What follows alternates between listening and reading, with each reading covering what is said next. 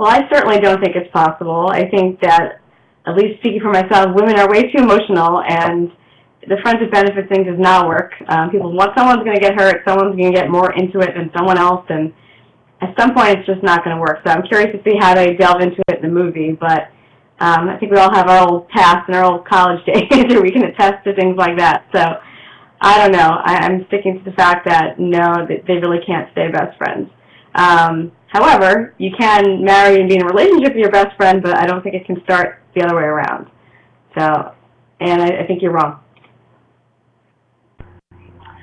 I think that sex is part of life, and it's part of building a relationship. And yes, it may be best friends that get together and eventually go on to deeper things, but everything starts somewhere. And in this day and age, sex is just kind of part of a relationship.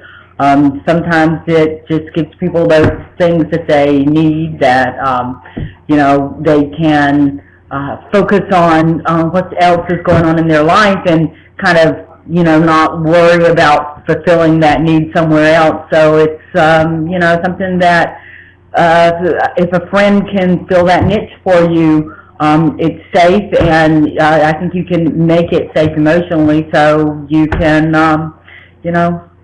go on with the rest of your life.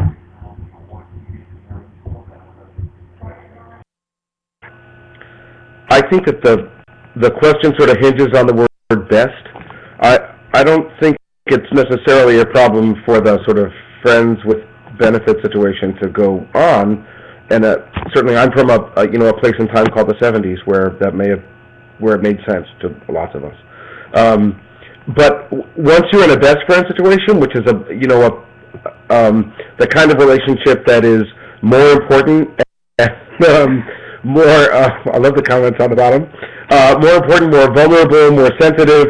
Once you add sexuality or sexual expression into that mix, then it's hard just to become able to talk about anything all the time, unless you decide that you're in an exclusive relationship, and then we're not talking about best friends anymore. We're really talking about lovers. So I think sex friends can become lovers or stay acquaintances, but I think the best friends place is a little too in the middle. I have to tell you, people always think that it goes the other way, like, oh, if you're best friends with that one, that could sort of organically grow into something where you can comfortably have sex. So why not actually, if you start out, let's say, in a sexual relationship, why should you not be able to turn that into a close friend relationship? And I'll bet you it's happened. I just see the logic of it, and I think a lot of it is just cultural on our part. Marriage is a fairly recent invention in the first place, and I would say that the Europeans were probably pretty good at being sex friends who then turned into best friends. So, I absolutely think that it's possible. As a matter of fact, I think that it's trending more and more, and this is why there is now even a mainstream Hollywood movie about it. So it definitely. Yeah, I think that the whole fact that I probably all agree with is that, yes, relationships can form out of friendships and then evolve into sex, but I think the other way around, it's a little hard to go backwards. But we have Chandler and Monica from Friends, which I just heard is not a real show, very upsetting. But, that started as a friendship, and look at them. They got married in the end, they moved to the burbs, had a baby, all of that stuff. But I think that that's really the way it happens in real life. I think people slowly get to know each other, but if you do it the other way around, it's kind of, you got to the whole bag, got the milk before buying the cow, is that the expression? Something like that. But it kind of takes away from getting to know someone. You already know them in a certain way, and I feel like you can't really be best friends, and the relationship may not evolve as it could have if you actually didn't, start out that way. So I'm all for starting out as friends and seeing what evolves from there.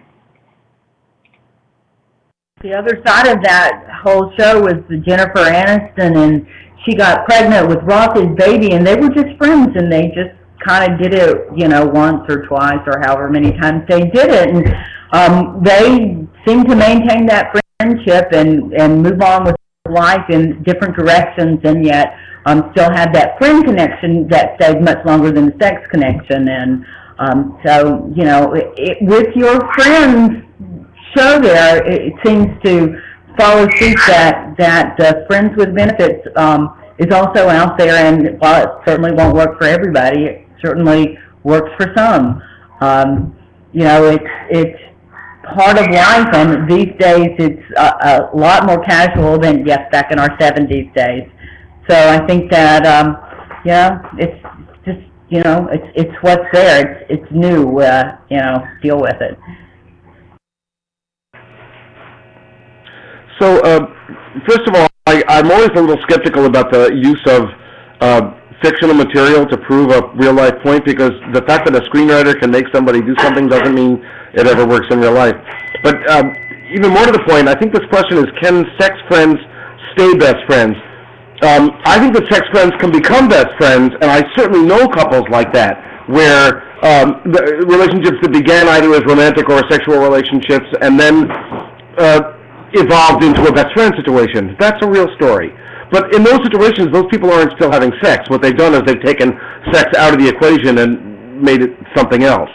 I think that the question is, can you maintain somebody as a casual sexual partner and still also make a best friendship?